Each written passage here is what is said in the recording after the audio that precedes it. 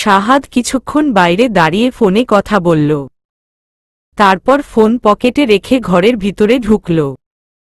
চোখে মুখে চিন্তার ভাব স্পষ্ট। কুহুর সামনে এসে দাঁড়িয়ে লম্বা করে শ্বাস ফেলল। কুহুর ডান হাতটা নিজের হাতে নিল। কুহুর চোখে চোখ রেখে নরম স্বরে বলল, আমি যদি আর 1 ঘন্টা পরে এসে তোমার সাথে ডিনারে যোগ দেই তাহলে কি তুমি রাগ করবে?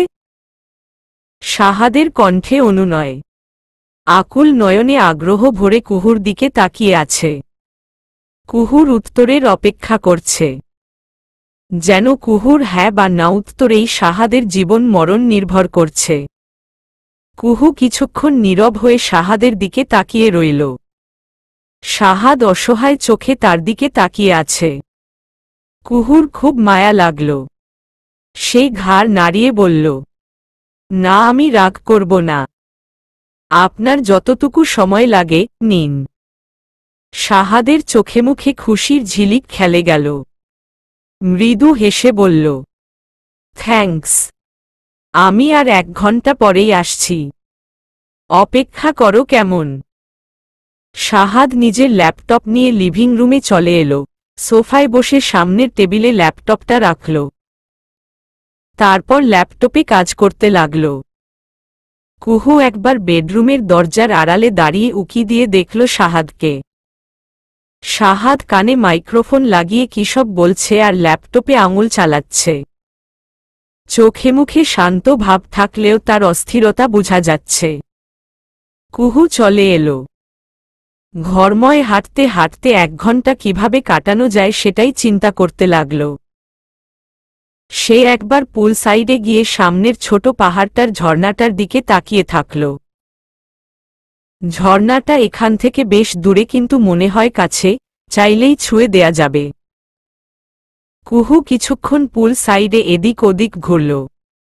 শাহাদকে নিয়ে বিভিন্ন কথা চিন্তা করল।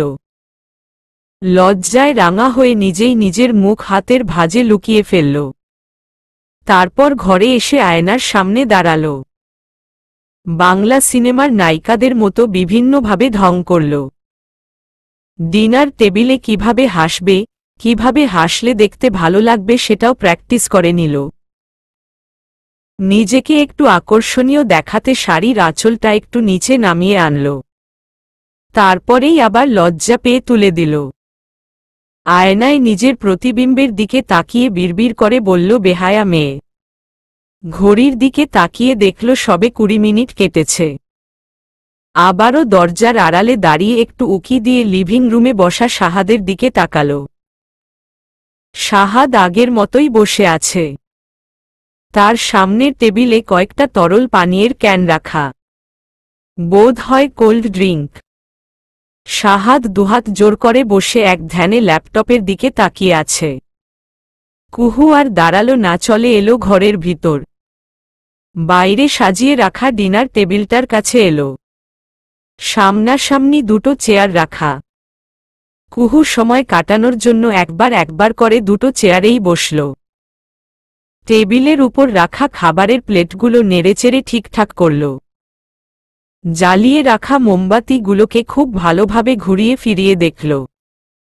খুব সুন্দর মিষ্টি একটা ঘ্রাণ আসছে মোমবাতিগুলো থেকে, একদম মন মাতানো ঘ্রাণ। শীতল হাওয়ায় মোমবাতিগুলোর শিখা নড়ছে। কুহু উঠে পড়ল, এগিয়ে গেল সমুদ্রের দিকে। একটুখানি গিয়েই থেমে গেল। আর 2-1 পা গেলেই সমুদ্রের ঢেউ এসে আছড়ে পড়বে তার পায়ে।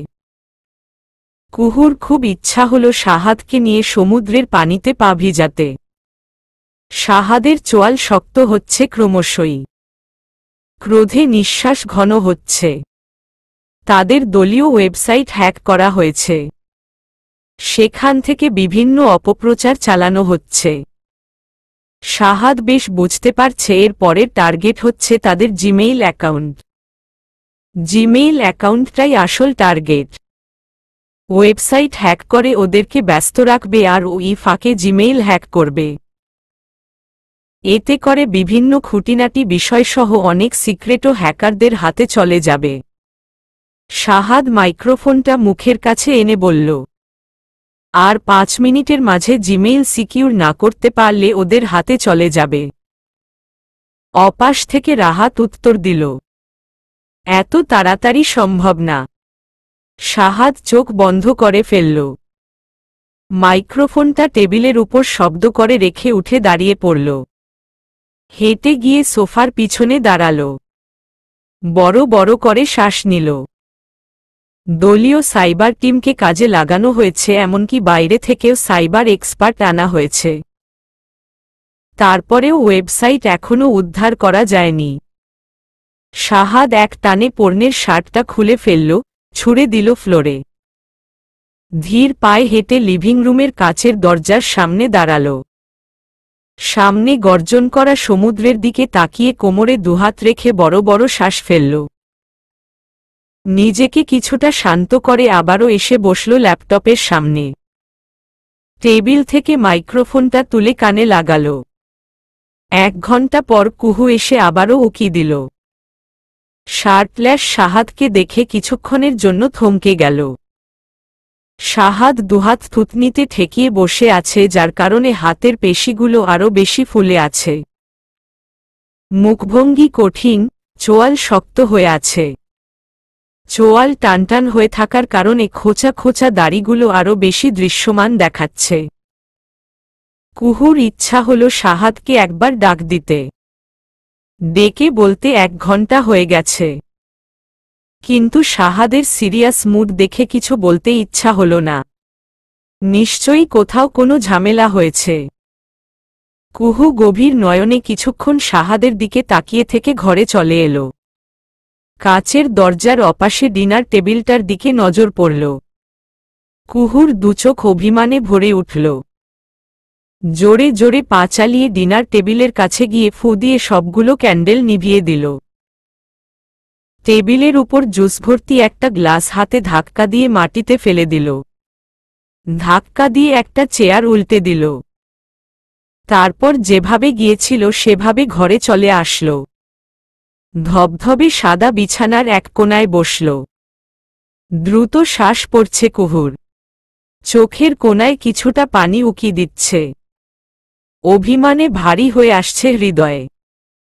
অভিমান ভরা চোখে ঘাড় ঘুরিয়ে বিছানায় গোলাপের পাপড়ি দিয়ে আঁকা লাভ চিহ্নটার দিকে তাকাল। তারপর প্রচণ্ড আক্রোশে হাত দিয়ে এলোমেলো করে দিল লাভ চিহ্নটা। গোলাপের পাপড়িগুলো ছড়িয়ে গেল চারপাশে। কুহুর নিজের উপর খুব রাগ হল। তার আশেপাশের সবকিছুর উপরই রাগ হল। সইতে না পেরে গোলাপের পাপড়িগুলোর উপর লুটিয়ে পড়ল। চোখ বন্ধ করে বিছানার চাদর খামছে ধরে পড়ে থাকল। নাইমুর একটা চেয়ারে হেলান দিয়ে বসে চাই ভিজিয়ে পাউরুটি খাচ্ছে। 2 পা জোর করে একটা টেবিলের উপর তুলে দিয়েছে। পাউরুটি ভিজিয়ে মুখে দিয়ে এক চুমুক চা খেল। তৃপ্তির একটা শব্দ করে বলল, জিমেইল হ্যাক করতে আর কতক্ষণ? মিজান নাইমুরের কাছে এসে বলল, এটাক দিচ্ছি ভাই, কিন্তু ওরা মনে হয় সিকিউর করে ফেলেছে জিমেইলটা। ওয়েবসাইটই তো এখনো উদ্ধার করতে পারল না। জিমেইল সিকিউর ফেলেছে? ভালো করে এটাক দে। তারপর গলা উঁচিয়ে সামনে বসে কাজ করা সাইবার এক্সপার্টগুলোকে বলল, সবাই ভালো করে এটাক দাও। যার এটাক জোরালো হবে সে জান নিয়ে ফিরতে পারবে, নয়তো সোজা গোরস্থান। সাইবার এক্সপার্ট ছেলেগুলোর কেউ কেউ ভয় কুকড়ে গেল। নাইমুর ওদের ভয় দেখে মিজানের দিকে তাকিয়ে বিশ্রী করে হাসল। সে বেশ মজা পেয়েছে। হিশাম চৌধুরীর সাথে কাজ করে আরও বেশি মজা পাচ্ছে। হিশাম চৌধুরী কথার আগে টাকা ফেলে। বুদ্ধিও আছে বেশ। এই যে আজ সাইবার এটাকের বুদ্ধিটা সবটা হিশাম চৌধুরীর। নাইমুর শুধু টাকা দিয়ে সাইবার এক্সপার্ট নিয়ে এসে এটাক দিয়েছে। হিশাম চৌধুরী নিজের দলের সাইবার টিমকেও এখানে জোড়ায়নি যাতে কেউ বুঝতে না পারে এর পিছনে কে আছে। নাইমুর আরেকটা পাউরুটি চুবালো চায়ের কাপে, আগ্রহ নিয়ে তাকালো ছেলেগুলোর কম্পিউটারের স্ক্রিনের দিকে। হ্যাকিং সম্পর্কে তার কোনো ধারণা নেই, কিন্তু কম্পিউটারের স্ক্রিনে থাকা বিভিন্ন লেখাগুলো তার দেখতে ভালো লাগছে। হিশাম তার ঘরের বারান্দায় চুপচাপ বসে আছে। তার দৃষ্টি বাইরে বাগানের দিকে। সকালবেলা বাগানে ফুটন্ত ফুল দেখতে ভালো লাগে। তৃপ্তি বারান্দায় এসে হিশামের পিছনে দাঁড়িয়ে চুলে হাত বুলাল। হিশাম তৃপ্তির একটা হাত টেনে নিজের হাতের মুঠোয় নিল। গভীর চুম্বন করল তৃপ্তির হাতের উল্টো পিঠে। তৃপ্তি জিজ্ঞেস করল, খাবে না? হিশাম খেয়েছে? তৃপ্তি একটা হতাশ শ্বাস ফেলে বলল, ওকে খাওয়ানো আর যুদ্ধ করা একই কথা। খাবার মুখে নিয়ে বসে থাকে। হিশাম হাসল। তৃপ্তির হাত টেনে এনে তার কোলে বসাল। জিজ্ঞেস করল, মা ছেলের যুদ্ধে জয় হয় কার? কার আবার? তোমার ছেলের। প্রতিদিনই খাবার অর্ধেক রেখে উঠে যায়। হিশাম চোখ বন্ধ করে তৃপ্তির কাঁধে মাথা ঠেকাল। তৃপ্তি হিশামের চুলে আলতো হাত বুলিয়ে বলল, কি দরকার ছিল ওদের ওয়েবসাইট হ্যাক করে অপপ্রচার চালানো? তুমি তো চাইলে নিজে পরিশ্রম করে নির্বাচন জিততে পার। ওদের পিছনে লাগার কি দরকার? হিশাম ওভাবে থেকেই বলল, দরকার আছে। এটা রাজনীতি। এখানে এক দল আরেক দলের পিছনে না লাগলে তো আর রাজনীতি হবে না। বিরোধী দলের কাজই এটা। মানুষের মন জয় করলে এমনিই মানুষ ভোট দিবে। ওদের নামে অপপ্রচার চালালে কি ওদের ভোট তোমার হয়ে যাবে? আমার না হোক, ওদের তো ভোট কমল।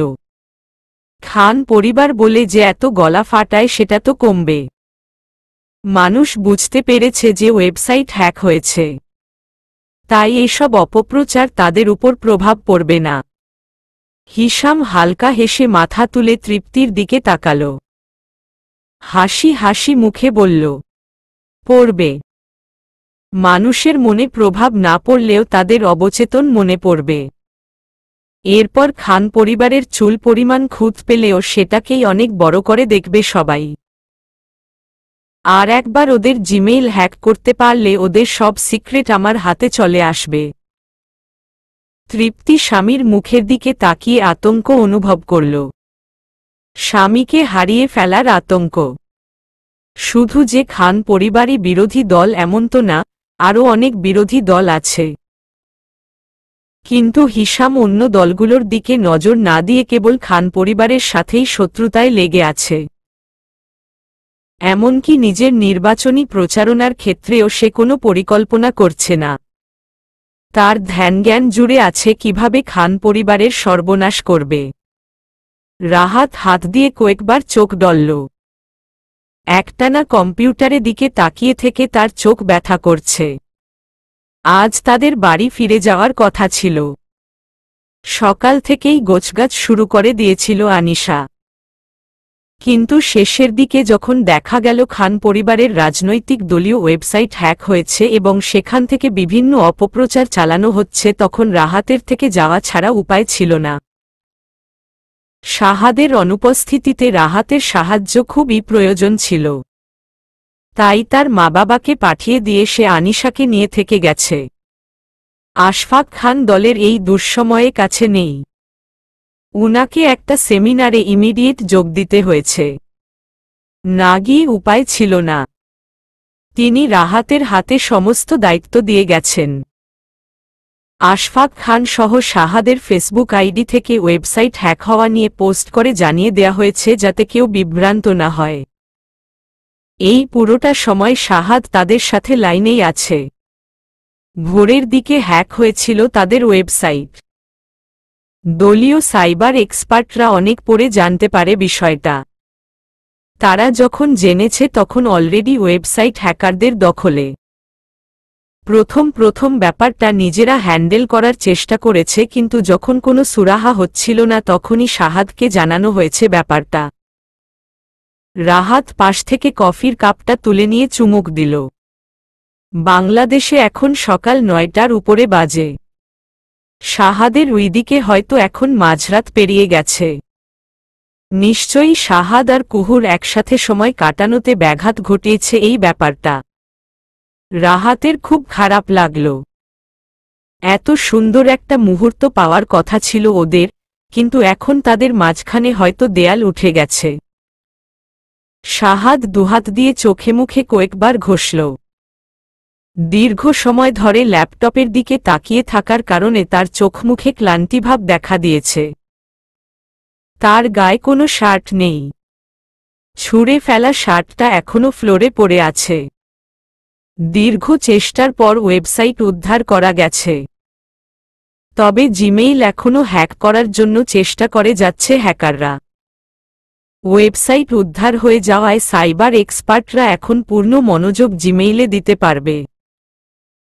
শাহাদ লম্বা শ্বাস ফেলে সোফায় শরীরা হেলিয়ে দিল। ছাদের দিকে মুখ করে চোখ বন্ধ করে থাকল। কয়েক সেকেন্ড পরেই তোড়াক করে সোজা হয়ে বসে পড়ল। চোখ মুখে একটা বিহ্বল ভাব ফুটে উঠল। তড়িঘড়ি করে ফোনে টাইম দেখল। অনেকক্ষণ আগেই মাঝরাত পেরিয়ে গেছে। কুহুকে দেয়া 1 ঘন্টার বদলে 3 ঘন্টার মতো কেটে গেছে। শাহাদ অস্থির পায়ে বেডরুমে ছুটে এলো। বেডরুমে ঢুকেই ওর পা দুটো থেমে গেল। বিছানার দিকে তাকিয়ে ওর চোখ জোড়ায় অপরাধবোধ ফুটে উঠল। আস্তে আস্তে হেঁটে বিছানার কাছে এসে দাঁড়াল। ছড়ানো ছিটানো লাল গোলাপের পাপড়ির মাঝে কুহু শুয়ে ঘুমিয়ে আছে। বিছানার চাদর কিছুটা এলোমেলো। কালো শাড়ি পরিহিত কুহুকে সাদা বিছানায় গোলাপের পাপড়ির উপর ঘুমিয়ে থাকা অবস্থায় অপসরী লাগছে। শাহাদ চোখ বন্ধ করে ফেলল। ঢোক গিলতে গিয়ে গলার কাছে আটকে যাচ্ছে। নিজের উপর প্রচণ্ড বিতৃষ্ণা কাজ করছে তার। সে আস্তে করে বিছানার এক কোণায় বসে পড়ল। মাথা ঝুঁকিয়ে দুহাত দিয়ে চুল টেনে ধরল। মুখ তুলে পিছন ফিরে শুয়ে থাকা কুহুর দিকে তাকালো আবার। এত বড় ভুল সে কি করে করল? মেয়েটাকে এতক্ষণ অপেক্ষা করালো। নিজের স্বার্থ নিয়ে এতটাই বিভোর ছিল যে নিজের স্ত্রীর মনের অবস্থাটাও চিন্তা করল না। শাহাদের সমস্ত রাগ গিয়ে পড়ল হ্যাকারগুলোর উপর। ওদের মাঝ বরাবর টেনে ছিঁড়ে ফেলতে ইচ্ছে হল। মাথায় আগুন ধরে গেল। বাম হাত দিয়ে বার কয়েক ঘাড় ঘষল। রাগ কিছুটা দমন করে উঠে দাঁড়াল। একটা বালিশ নিয়ে কুহুর উপর উবু হয়ে আস্তে করে কুহুর মাথার নিচে দিল। কুহুর মাথায় হাত বুলিয়ে দিয়ে মুখ এগিয়ে নিল কুহুর কপালে চুম্বন এঁকে দেওয়ার জন্য। কপালের কাছাকাছি গিয়েও সে চুমু দিতে পারল না। অদৃশ্য এক বাধা তাকে আটকে দিল। আবারও প্রচণ্ড ক্রোধে তার শ্বাস ভারী হয়ে আসল। ছিটকে সরে আসল কুহুর কাছে থেকে। ঘর ছেড়ে বেরিয়ে যাওয়ার আগে একবার নজর পড়ল কাচের দরজার ওপাশে ডিনার টেবিলটার দিকে। টেবিলের উপর থাকা জুসের গ্লাসটা নিচে পড়ে আছে, একটা চেয়ার উল্টানো, মোমবাতিগুলো নিভানো। শাহাদ বুঝতে পারল কি ঘটেছে। না চাইতেও তার বুক চিরে একটা শ্বাস বের হয়ে আসল। বেডরুমে ছেড়ে লিভিং রুমে এসে ফ্রিজ থেকে একটা তরল পানীয়ের ক্যান বের করল। ল্যাপটপের সামনে সোফায় বসে ক্যানটা খুলে ঢকঢক করে পুরোটা খেয়ে নিল। টেবিল থেকে মাইক্রোফোনটা তুলে মুখের কাছে এনে কিছু নির্দেশনা দিয়ে মাইক্রোফোনটা ঠাস করে টেবিলের উপর রেখে দিল। পরপর ল্যাপটপটাও শব্দ করে বন্ধ করে ফেলল। এই সবকিছুই তার কাছে বিষাক্ত লাগছে। কিছুক্ষণ থম মেরে বসে থাকল। তারপর চিত হয়ে সোফায় শুয়ে পড়ল। কপালের উপর একটা হাত রেখে চোখ বন্ধ করল। সকালে কুহুর ঘুম ভাঙল টুংটাং আওয়াজে। প্রথমে চোখ খুলে কোথায় আছে বুঝতে পারল না। আস্তে আস্তে বুঝতে পারল সে শাহাদের সাথে একটা শিপে এসেছে হানিমুন কাটাতে। শাহাদ, হানিমুন এই দুটো শব্দ মাথায় আসতেই কুহুর মন প্রাণে অভিমান আঁকড়ে ধরল।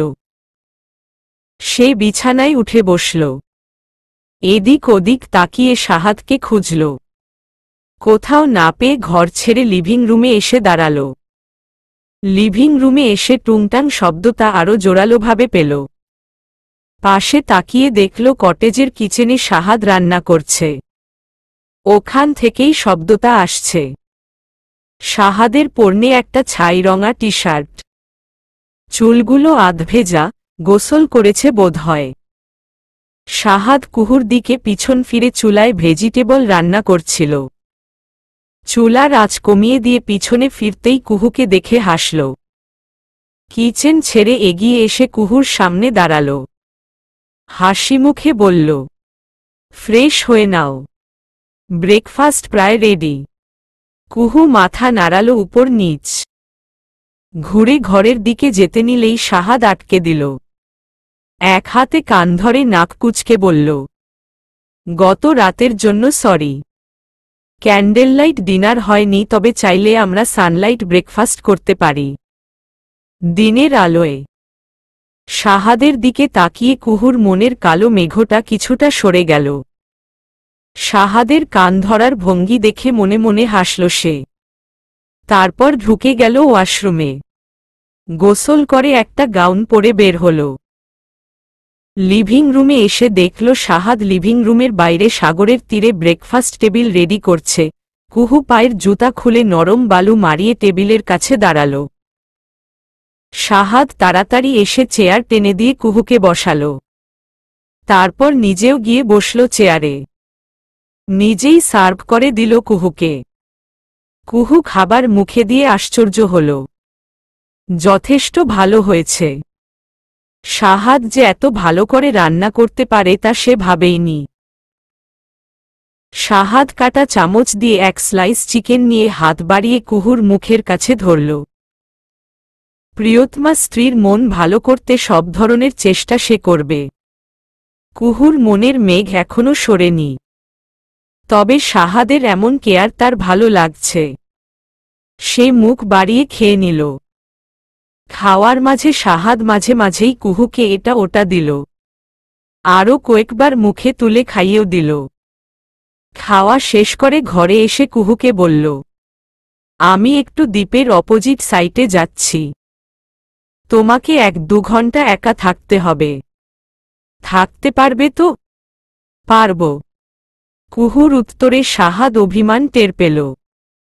কিছুটা নরম স্বরে বলল, বেশিক্ষণ লাগবে না, চলে আসব। আমি আসা অবধি তুমি কটেজটা ঘুরে দেখো।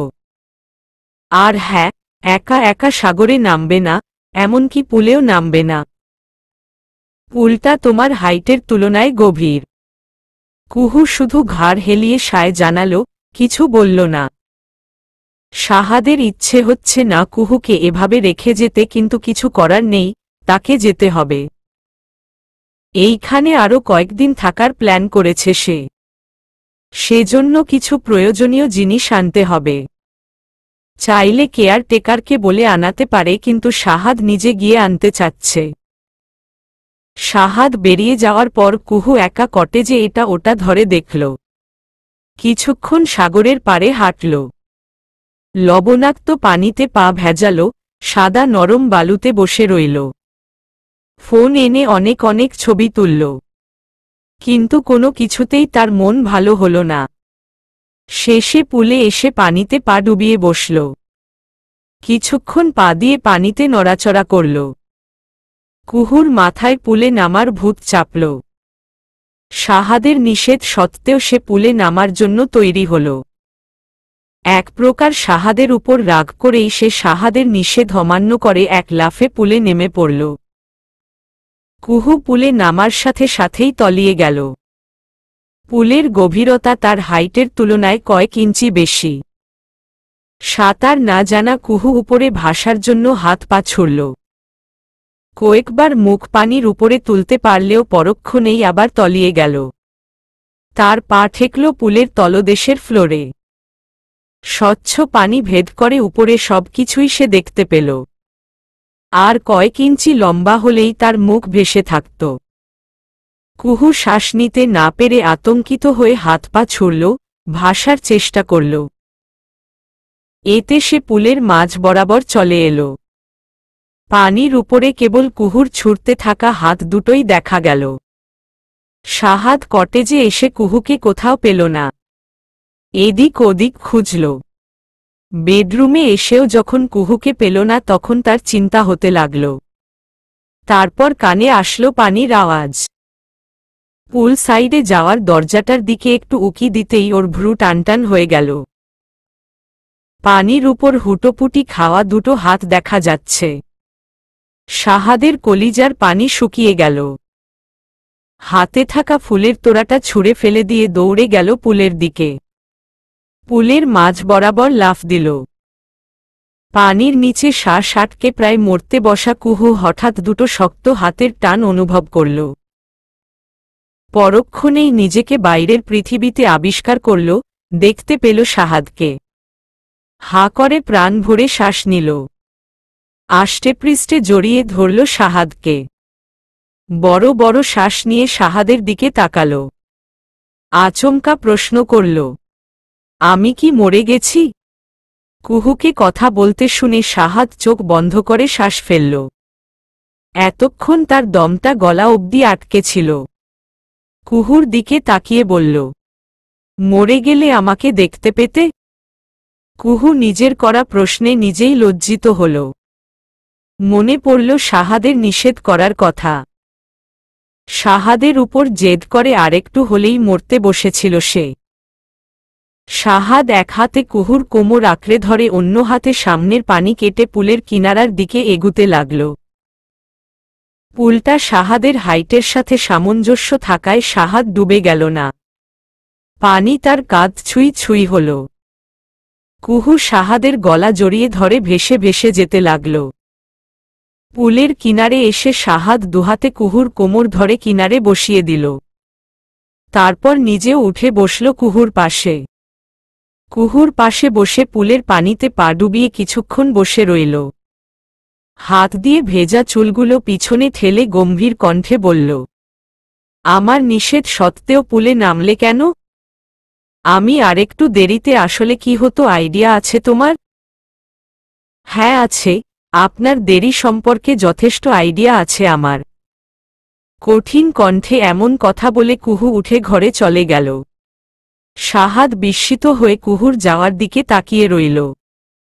গোত্রাতের ঘটনা যে কুহুর মনে খুব দাগ কেটেছে তা বুঝতে শাহাদের তেমন সময় লাগল না। হিশাম শক্তমুখে পার্টি অফিসে তার নিজস্ব ঘরে বসে আছে। তার টেবিলের অপর পাশে চেয়ারে হেলান দিয়ে পায়ের উপর পা তুলে বসে আছে নাইমুর। বসে থেকে খুব মনোযোগ সহকারে দাঁত দিয়ে নখ কাটছে। হিশামের ইচ্ছে হল নাইমুরকে ইচ্ছামতো পিটাতে। চাইলেই সে এখন নাইমুরকে পিটাতে পারে। নাইমুরও মুখ বন্ধ করে পিটুনি খাবে, কিন্তু এরপর এই ঘটনার ফল হবে খুব খারাপ। হিশামের রাতের দুঃস্বপ্ন হয়ে যাবে এই নাইমুর। সে এজন্যই লোকাল মাফিয়াদের কাছ থেকে দূরত্ব বজায় রাখে। কিন্তু খান পরিবারের জন্য নাইমুরের সাহায্য নেয়া ছাড়া উপায় ছিল না। হিশাম রুক্ষ কণ্ঠে বলল, তুমি আমার কত ক্ষতি করেছ জানো? নাইমুর দাঁত দিয়ে কাটা নখটা মুখ থেকে ছুঁড়ে ফেলে বলল, না জানি না। বলে দিন। রাগে হিশামের দাঁতে দাঁত লেগে গেল। মুখ শক্ত করে বলল, তুমি কাজের কাজ কিছুই করতে পারোনি। শাহাদ খান দেশের বাইরে, তারপরও তুমি সাধারণ একটা ওয়েবসাইট হ্যাক করে ধরে রাখতে পারোনি। তার উপর তুমি হ্যাকারদের কয়েকজনকে পিটিয়ে আহত করেছ, হাসপাতালে পাঠিয়েছ। হ্যাকাররা খেপে গিয়ে যেন পুলিশে না যায় তাই ওদেরকে মোটা অঙ্কের টাকা দিতে হয়েছে আমাকে। এই সব কিছুর মাঝে আমার লাভের চেয়ে ক্ষতি হয়েছে। ক্ষতি পুষিয়ে দিব পরের বার। আপনার সাথে কন্ট্রাক্ট যেহেতু হয়েছে পুরোপুরি কাজ করে দিয়েই তারপর যাব। এত কথা বলার সময় নেই। আজ গেলাম। নাইমুর স্যালুট জানিয়ে ঘর ছেড়ে বেরিয়ে গেল। হিশামের রাগ তরতর করে বাড়ল। চেয়ারের পাশে দাঁড়িয়ে থাকা হিশামের সেক্রেটারি ঝুঁকে হিশামের কানের কাছে এসে বলল, স্যার, এসব সন্ত্রাসচাঁদাবাজদের বিশ্বাস নেই। এরা টাকার জন্য যাকে তাকে মেরে দিতে পারে। এদের সাথে একটু সাবধানে কথা বলবেন। পুলের ঠান্ডা পানিতে পড়ে যাওয়া অথবা পড়ে গিয়ে প্রচণ্ড ভয় পাওয়া যে কারণেই হোক না কেন সেদিন রাতে কুহুর শরীর কাঁপিয়ে জ্বর আসল। শাহাদ প্রথম দফায় বিচলিত না হয়ে শান্ত থেকে কুহুকে জ্বরের মেডিসিন খাইয়ে দিল। কিন্তু রাত 10টার পরই কুহু কাঁপতে লাগল। শাহাদ ভয় পেয়ে গেল। বাংলাদেশে কল করে তার মাকে জানাতে চাইল, কিন্তু পরক্ষণে ওদের চিন্তার কথা ভেবে আর দিল না। একটা রুমাল পানিতে ভিজিয়ে কুহুকে জলপট্টি দিল। কিন্তু এতেও কাজ হল না, কুহুর কাঁপুনি বেড়েই গেল। বিদেশে নির্জন দ্বীপের একটা কটেজে কুহুর অসুস্থতায় শাহাদ নিজেকে খুব অসহায় অনুভব করল। কি করবে না ভেবে পেল না। শেষে আর উপায় না পেয়ে কেয়ারটেকারকে কল করে বিষয়টা জানাল। কেয়ারটেকার আধা ঘণ্টা পর তার স্ত্রীকে সাথে করে নিয়ে আসল। ভদ্রমহিলা এসে কম্বল মোড়ানো কম্পরত কুহুর পাশে বসল। কপালে গলায় হতো দিয়ে জ্বর পরক করল। সাথে করে নিয়ে আসা একটা তরল রস চামচে করে কুহুর মুখে দিল। কোনো গাছগাছড়ার রস হবে বোধ হয়। কুহু রসটা খেয়েই মুখটা কুঁচকে ফেলল, হালকা গুঙিয়ে উঠল। শাহাদ অন্য সাইডে কুহুর পাশে বসে কুহুর মুখের উপর ঝুঁকে পড়ল। অস্থির কণ্ঠে বলল, কি হয়েছে কুহু? কোথায় কষ্ট হচ্ছে? ভদ্রমহিলা স্থানীয় ভাষায় বলল, রসটা তেতো হওয়ার কারণে ওর খেতে খারাপ লাগছে, তাই এমন করেছে। শাহাদ স্থানীয় ভাষা কিছুটা বুঝে, তাই সে মহিলার কথা ভাষা বুঝতে পারল। মহিলাটা কুহুর হাতে পায়ে তেল মালিশ করতে লাগল। আস্তে আস্তে কুহুর কাঁপুনি কমে গেল। একসময় কুহু আরাম পেয়ে ঘুমিয়ে পড়ল। কেয়ারটেকার আর স্ত্রী বিদায় নিল। বিদায় নেয়ার আগে শাহাদ বিনীতভাবে ধন্যবাদ জানাল দুজনকেই। দুজনকে বিদায় করে দিয়ে এসে কুহুর পাশে বসল। কুহুর ঘুমন্ত মুখের দিকে ব্যথাতুর দৃষ্টিতে তাকিয়ে রইল। কম্বলের ভিতর থেকে কুহুর গরম হাতটা বের করে ঠোঁটে চেপে ধরল। তার নিজেকে খুব দোষী মনে হল। শুধু যদি সে কুহুকে এভাবে একা রেখে না যেত, শুধু যদি সে কুহুর সাথে থেকে পুলে নেমে সময় কাটাত, তাহলে হয়তো কুহু একা একা পুলে নামত না। কুহু যে একাকিত্ব অনুভব করে একা একাই পুলে নেমেছে, এটার দায়ভার সম্পূর্ণ তার। শাহাদ তীব্র অপরাধবোধে নেতিয়ে গেল। গত রাতের ব্যাপারটা সেই অপরাধবোধ আরও দ্বিগুণ করে তুলল। কুহুর সেরে উঠতে আরও একদিন লেগে গেল। পুরোটা সময় শাহাদ কুহুর সাথে সাথে থাকল। সেরে উঠার পরদিনই শাহাদ দেশে ফেরার জন্য বন্দোবস্ত করে ফেলল। সে আর পরিবার ছেড়ে কুহুকে নিয়ে একা এই দ্বীপে থাকার সাহস পেল না। আরও অনেকদিন এই দ্বীপে থাকার ইচ্ছা থাকলেও কুহুর অসুস্থতায় ভয় পেয়ে শাহাদ সেই প্ল্যান বাদ দিল। যাওয়ার দিন সকাল থেকেই সব গোছগাছ করতে আরম্ভ করল কুহু। শাহাদ তাকে সাহায্য করল। একসময় শাহাদ রেডি হয়ে বাইরে গেল কেয়ারটেকারকে সব বুঝিয়ে দিতে। কুহু তখন নিজের লাগেজটা নিয়ে বিপাকে পড়ে গেল। লাগেজে জামাকাপড় বেশি হয়ে যাওয়ায় লাগেজটার চেইন আটকাতে পারছে না। শেষমেশ বিছানার এক কোণায় লাগেজটা রাখল। তারপর বিছানায় উঠে সে এক লাফ দিয়ে লাগেজের উপর বসে পড়ল, যাতে করে লাগেজটা লাগানো সহজ হয়। জোরে লাফ দিয়ে লাগেজে বসার কারণে আর লাগেজের ভারে কাঠের বিছানার কোণাটা হেলে গেল। তার উপর কুহু নিজের টাল সামলাতে বিছানার কোণায় লাগানো স্ট্যান্ডটা হাতে আঁকড়ে ধরল। স্ট্যান্ডটা কুহুর ভার সইতে না পেরে বেঁকে গেল। স্ট্যান্ডটার সাথে জুড়ে থাকা অন্যান্য স্ট্যান্ডগুলোও হেলে গেল। শব্দ শুনে শাহাদ ঘরে এসে ঢুকল। দেখল বিছানার এক কোণা নিচে নেমে গেছে। সেই কোণায় লাগেজের উপর কুহু বসে আছে। তার এক হাত হেলে পড়া বিছানার স্ট্যান্ডে। দেখেই বোঝা যাচ্ছে সে খুব কষ্টে পড়ে যাওয়া থেকে নিজেকে আটকাচ্ছে। শাহাদ বড় বড় পা ফেলে এসে স্ট্যান্ডটায় ধরল, তারপর হাত ধরে টেনে কুহুকে নামালো লাগেজের উপর থেকে। স্ট্যান্ডটা ছেড়ে দিতেই বাকি স্ট্যান্ডগুলোও হেলে গেল। হতবাক কণ্ঠে কুহুকে জিজ্ঞেস করল, তুমি লাগেজের উপর কি করছিলে? আর বেড এভাবে হেলে গেল কি করে? কুহু হঠাৎ এমন হওয়াতে খুব ভয় পেয়েছিল, শাহাদের কথায় আমতা আমতা করে উত্তর দিল, লাগেজের চেইনটা আটকাচ্ছিল না তাই। আমাকে ডাকতে পারতে, তা না করে নিজেই বিধ্বংসী কাজে লেগে পড়েছ। কুহু অপরাধী চোখে তাকাল। শাহাদ ভালো করে কুহুকে পরখ করল, কোথাও লেগেছে কিনা দেখল। তারপর তাকালো হেলে পড়া খাটটার দিকে। একটা হতাশ শ্বাস ফেলল সে। নিজেই এসে কুহুর লাগেজের চেইন টেনে লাগিয়ে দিল। তারপর কুহুকে বলল লিভিং রুমে গিয়ে দাঁড়াতে।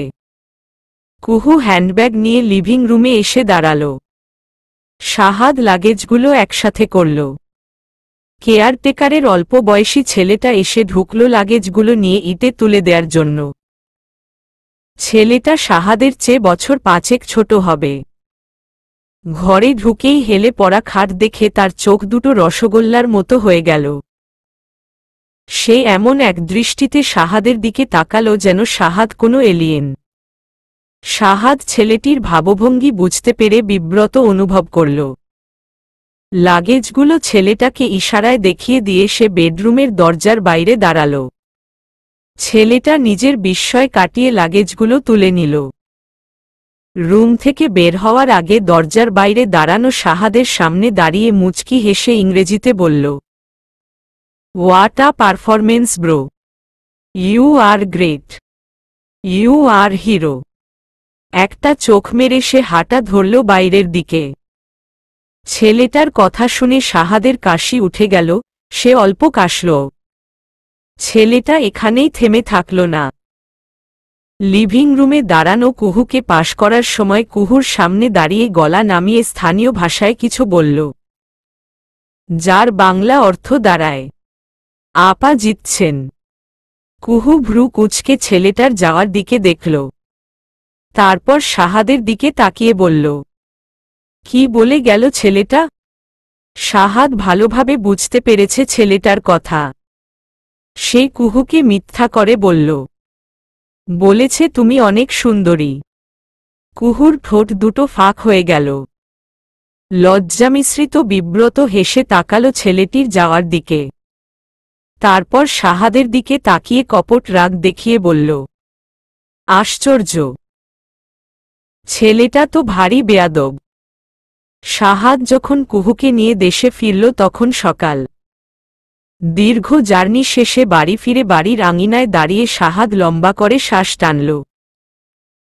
বাড়ির পরিচিত গন্ধ পেয়ে শাহাদের দীর্ঘ যাত্রার ক্লান্তিভাব কেটে গেল।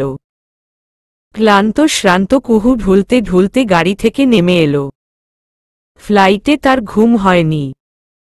তার উপর কয়েকবার ফ্লাইট চেঞ্জের ঝামেলা তো আছেই।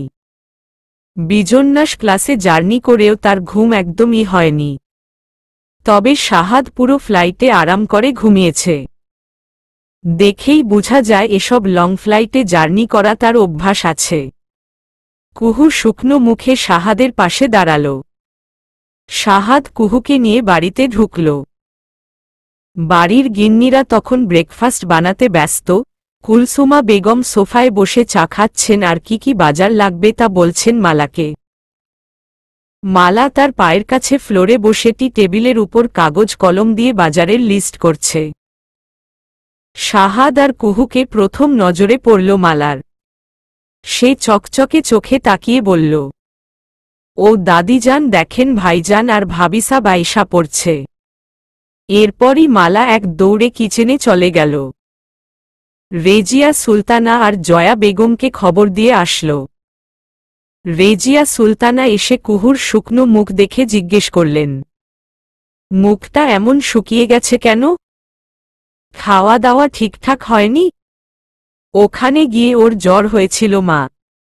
শাহাদের কথায় রেজিয়া সুলতানা আতকে উঠে বললেন, ও মা, সে কি? জানাসনি কেন আমাদের? চিন্তা করবে তাই জানাইনি।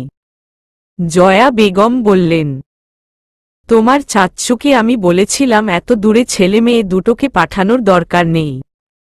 যেতে আসতেই তো কয়েকদিন লাগে। তখন তোমার চাচ্চু বলল তোমরা নাকি 1 মাসের মতো থাকবে। শাহাদ মাথা নাড়িয়ে বলল, 1 মাসই থাকার প্ল্যান ছিল। কুহু অসুস্থ হয়ে গেল, তাই আর বেশি দিন থাকার রিস্ক নেইনি। কুলসুমা বেগম সোফায় বসে চায়ে চুমুক দিয়ে বললেন, ভালো করেছিস, এবার যা ফ্রেশ হ গিয়ে। আর নাতবউ তুমি বিশ্রাম নিয়ে আমার সাথে দেখা করবে। কুহু মাথা হেলিয়ে সায় জানাল। ঘরে এসে ফ্রেশ হল। কুহু অসুস্থ থাকায় ব্রেকফাস্ট টেবিলে শাহাদের পাশে বসে একসাথে খেতে বলা হল। খাওয়ার মাঝখানে এমদাদ খান শাহাদ কুহুর ট্রিপ থেকে এত তাড়াতাড়ি চলে আসার কারণ জানতে চাইল। সব শুনে তিনি খুব আফসোস করলেন। এত সুন্দর একটা সময় মাটি হল দুজনের।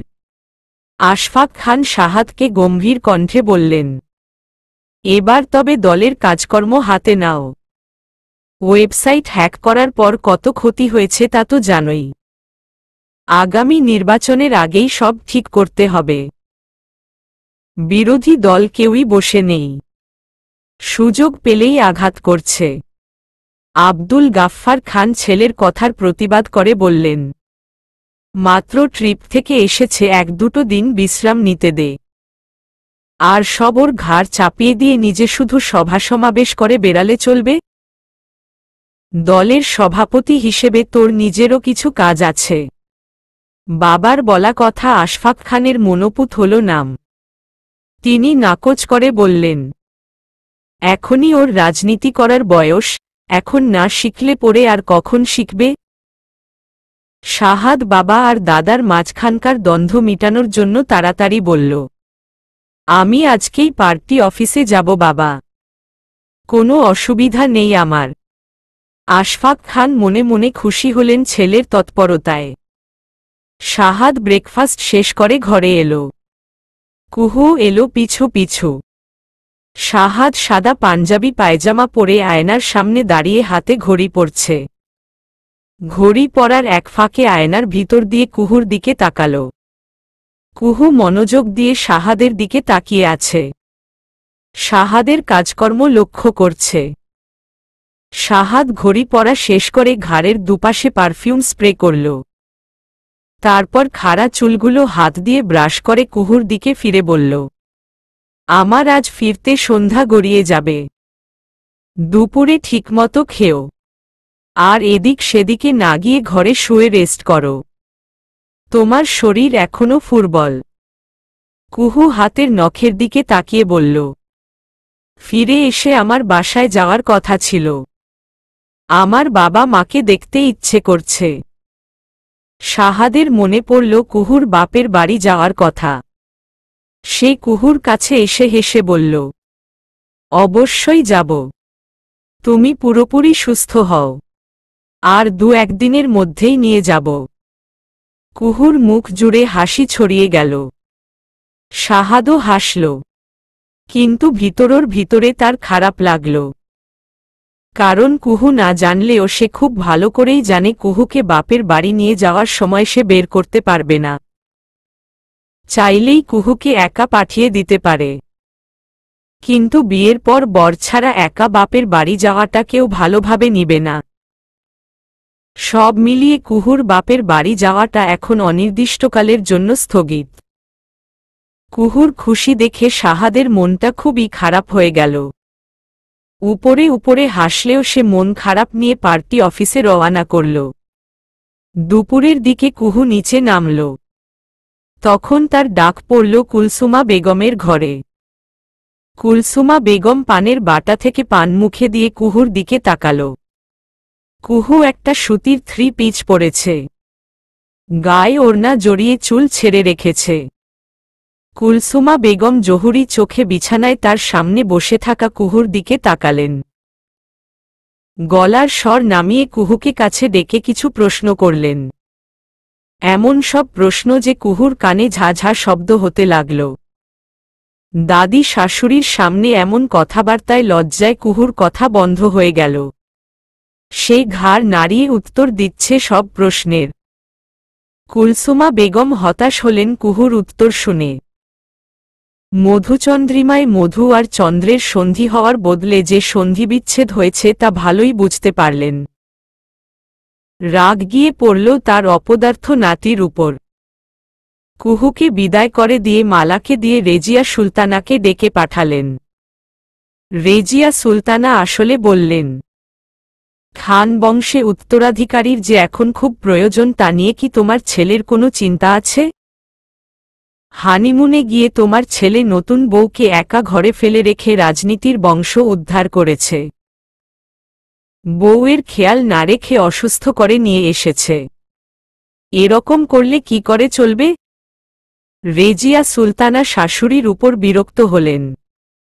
বিরক্তিভাব বুঝতে না দিয়ে বললেন, আজকালকার ছেলেমেয়েরা একটু সময় তো নিবেই। বোঝাপড়ার তো একটা ব্যাপার আছে।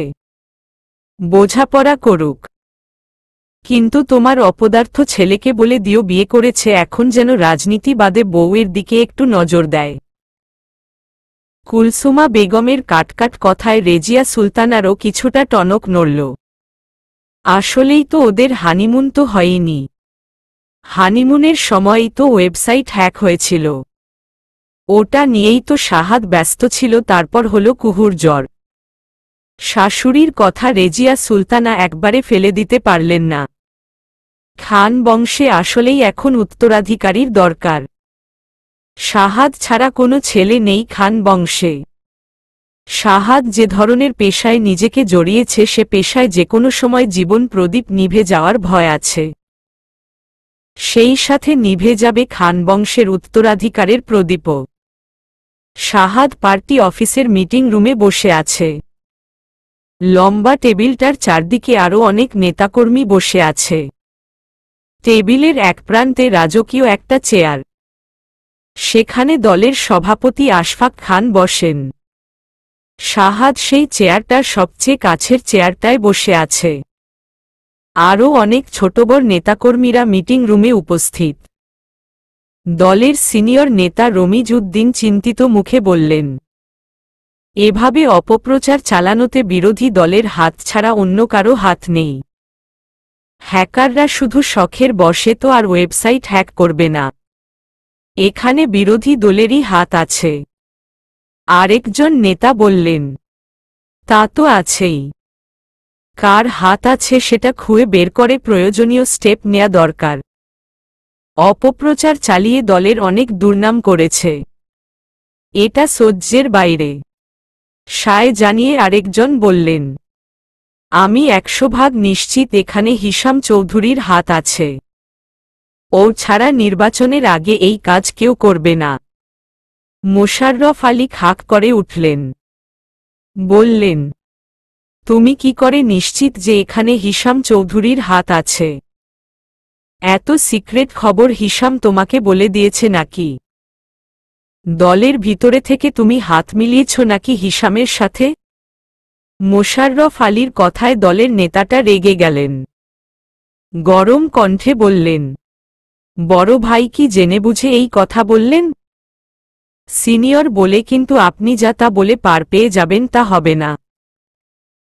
মোশাররফ আলী চেতে উঠে বললেন, কি করবা তুমি? এত বড় সাহস আমাকে গরম চোখ দেখাও? ঘাড় ধরে দল থেকে বের করে দিব। তুমুল বাকবিতণ্ডা শুরু হয়ে গেল।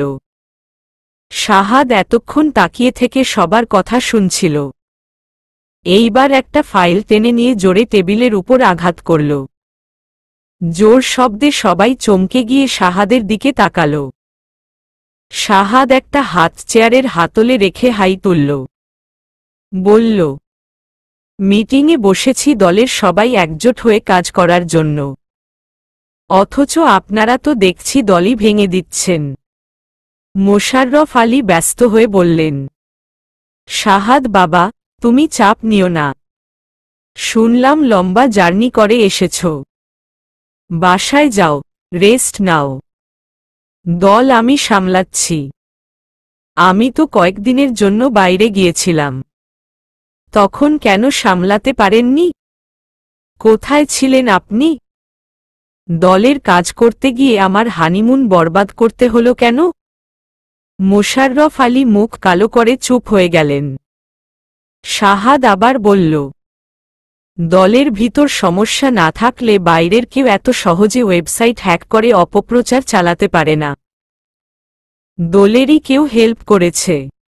রমিজ উদ্দিন বললেন, ঠিক বলেছ তুমি, দলের কেউ হেল্প করেছে, নয়তো ওরা যে সমস্ত বিষয় নিয়ে অপপ্রচার চালিয়েছে তা দলের ভিতরের মানুষ ছাড়া জানার কথা না। সারা ঘর জুড়ে গুঞ্জন উঠল। কে করতে পারে এই কাজ, এই নিয়ে সবাই কানাকানিতে লেগে গেল। শাহাদ এই ঘরে থাকা সবাইকে একবার দেখে নিল। কয়েকজন বিশ্বস্ত দলীয় নেতাকে তার বাবার নিজস্ব রুমে আসতে বলে সে উঠে দাঁড়াল। সবার দিকে তাকিয়ে বলল, দলের সাথে বিশ্বাসঘাতকতা যে করেছেন তিনি আমি জেনে যাওয়ার আগেই দল ছেড়ে বেরিয়ে যান। আমি ধরতে পারলে কঠিন শাস্তি দিব। দেখতে অনেকটা পুরনো আমলের রাজপ্রাসাদের মতো বাড়িটার দিকে একদৃষ্টিতে তাকিয়ে আছে হাসিব। কিছুক্ষণ তাকিয়ে থেকে লোহার গেটের সামনে এসে দাঁড়াল। দারোয়ান তাকে দেখেই তাড়াতাড়ি গেট খুলে দিল। দাঁত বের করে হেসে বলল, ছোট স্যার বাড়ি তো আইলেন বুঝি? হাসিব এই অর্থহীন প্রশ্নের উত্তর দেয়া প্রয়োজন মনে করল না। সে বাগান পেরিয়ে বাড়ির সদর দরজা দিয়ে ভেতরে ঢুকল। তার কাঁধে আর হাতে ব্যাগ। কাঁধের ব্যাগ আর হাতের ব্যাগ দুটোতেই বই। ড্রয়িং রুমে এসে ব্যাগ দুটো সোফায় রেখে একটা কাজের লোককে পানি দিতে বলল। কিছুক্ষণের মাঝেই খবর পেয়ে মঞ্জুরা বেগম ঘর ছেড়ে বেরিয়ে এলেন। সোফায় বসে থাকা হাসিবকে দেখে তিনি আঁতকে উঠলেন। দ্রুত পায়ে এগিয়ে এসে হাসিবের পাশে বসে বললেন, কি রে বাবা, কোনো খবর না দিয়ে এলি যে? কোনো সমস্যা হয়েছে? হাসিব গ্লাসের পুরো পানিটা শেষ করে বলল, না, সমস্যা হয়নি, তোমাদের দেখতে ইচ্ছে হলো তাই। মঞ্জুরা বেগম নিশ্চিন্ত হলেন। তবে অসময়ে ছেলের এমন চলে আসাতে তিনি ভালো বোধ করছেন না। খবর পেয়ে তৃপ্তিও নিচে নামল। হাসিবকে দেখে তার মুখে হাসি এলো। হাসিবের সামনে দাঁড়িয়ে বলল, কখন এলে? এত দিন পর মনে পড়ল আমাদের? হাসিব হাসিমুখে ভালোমন্দ জিজ্ঞেস করে জানতে চাইল, রিশাম কোথায়? দুপুরে খেয়ে ঘুমাচ্ছে। খুব জ্বালায় জানো। তুমি এসেছ, যে কটা দিন আছো তোমার ভাতিজা তুমি সামলাবে। যে কটা দিন নয় ভাবি, এখন থেকে আমি এখানেই থাকব। মঞ্জুরা বেগম বিস্ফোরিত চোখে ছেলের দিকে তাকিয়ে বললেন, এখানে থাকবি মানে? হ্যাঁ মা, এখানেই থাকব। বাড়ির কাছে ভার্সিটিতে পড়ি অথচ আমাকে থাকতে হয় হলে। সেই এসএসসি থেকে বাড়ি ছাড়া আমি আর থাকব না এভাবে। তোর ভালোর জন্যই তোকে দূরে রাখা হয়েছে। জানিস না এই বাড়ির শত্রুর অভাব নেই। তোর বাবাকে মেরেছে, তোর ভাইকেও ছেড়ে দিবে না। যদি জানে তুইও রাজনীতিতে ঢুকেছিস তোকে আস্ত রাখবে? একমাত্র বাড়ির বাইরে থাকলেই তুই রাজনীতিতে যুক্ত নেই এটা ওরা বিশ্বাস করবে। হাসিব ক্ষেপে গেল। উঠে দাঁড়িয়ে ব্যাগ দুটো হাতে নিয়ে বলল, আমার কি নিজের পরিবারের সাথে থাকার অধিকার নেই? পরিবারের সাথে থাকলেই যদি রাজনীতিতে নাম উঠে যায় তবে সেটাই হোক। আমি সব ছেড়ে দিয়ে রাজনীতি করব। হাসিব ধুপধাপ সিঁড়ি পেরিয়ে উপরে উঠে গেল। মঞ্জুরা বেগম মাথায় হাত দিয়ে বসে পড়লেন। দুই ছেলের এক ছেলেকে রাজনীতি থেকে দূরে রাখতে চেয়েছিলেন, কিন্তু এটাও আর সম্ভব হল না। সন্ধ্যা পেরিয়ে রাত নামলেও শাহাদের আর বাড়ি ফেরা হল না। তাকে শহরের একটা 5 স্টার হোটেলে আসতে হল। হোটেলের আন্ডারগ্রাউন্ড গ্যারেজে বেশ কিছুক্ষণ অপেক্ষা করার পর তমাল এসে গাড়ির কাছে টোকা দিল। কাঁচ নামিয়ে দিল শাহাদ। তমাল নিচু গলায় বলল, ভাই পাখি খাঁচায় ঢুকে গেছে, এখন শুধু হাতে নাতে ধরার পালা। শাহাদ গাড়ি থেকে বের হয়ে এলো। লিফটে চড়ে উঠে এলো 8 তলায়। 8 তলায় কয়েকটা ছেলে দাঁড়িয়ে ছিল। শাহাদ বের হতেই তারা শাহাদের পিছু নিল। শাহাদ হলওয়ে পেরিয়ে 805 নম্বর রুমটার সামনে এসে দাঁড়াল। হোটেল ম্যানেজারকে ভয় দেখিয়ে রুমের চাবি নিয়ে এসেছে তমাল। শাহাদের ইশারা পেয়ে আস্তে করে রুমের লক খুলল। ধরাম করে দরজা খুলে বিলাসবহুল রুমটায় ঢুকল শাহাদ। পিছু পিছু তার দলের ছেলেগুলোও ঢুকল। মোশাররফ আলী হোটেল রুমে মেয়ে নিয়ে এসে একটু আনন্দ ফুর্তি করছিলেন। হঠাৎ বিকট শব্দে তিনি চমকে উঠলেন। গায়ে চাদর চেপে ধরে তিনি দরজার দিকে তাকালেন। দলবল নিয়ে শাহাদকে ঢুকতে দেখে তার মুখ হা হয়ে গেল। শাহাদ রুমে ঢুকে সোজাসুজি মোশাররফ আলীর দিকে তাকাল। মোশাররফ আলীর পাশে একটা অল্প বয়সী মেয়ে গায়ে চাদর চেপে ধরে আছে, চোখে মুখে আতঙ্ক। শাহাদ কিছু না বলে বেডের পাশে সোফাটায় গিয়ে পায়ের উপর পা তুলে বসল। মোশাররফ আলীর দিকে তাকিয়ে বলল, এই বয়সে এসব করে বেড়াচ্ছেন আঙ্কেল? বাসায় আন্টি জানে?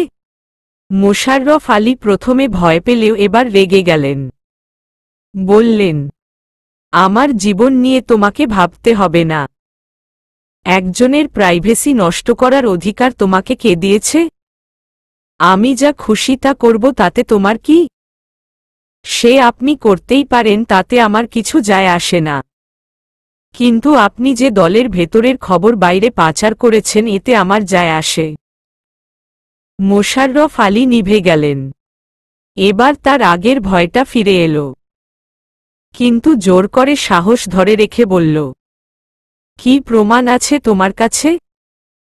যাকে দিয়ে হিশাম চৌধুরীর কাছে ডকুমেন্টস পাঠিয়েছেন সে নিজেই বলেছে। এটাও বলেছে আপনিই নাকি ওয়েবসাইট হ্যাক করার বুদ্ধি দিয়েছেন।